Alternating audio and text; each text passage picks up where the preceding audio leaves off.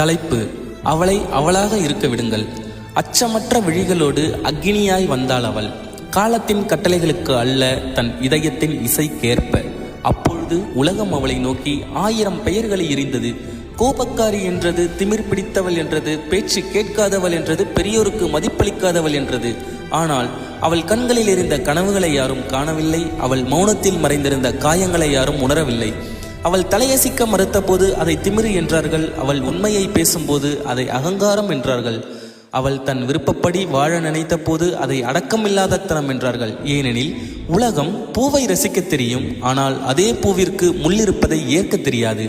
நதியின் அழகை ரசிக்க தெரியும், ஆனால் அது தன் பாதையை தானே தேர்ந்தெடுப்பதை பொறுத்து கொள்ளாது.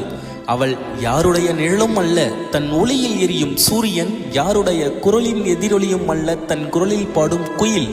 ஆகவே அவளை அடக்க நினைக்காதீர்கள், அவளை அளக்க நினைக்காதீர்கள், அவளை மாற்ற நினைக்காதீர்கள். அவளை அவளாக இருக்க விடுங்கள். ஏனெனில் இறைவன் படைத்த அழகிய படைப்புகள் கட்டளைகளால் உருவானவை அல்ல, சுதந்திரத்தால் மலர்ந்தவை.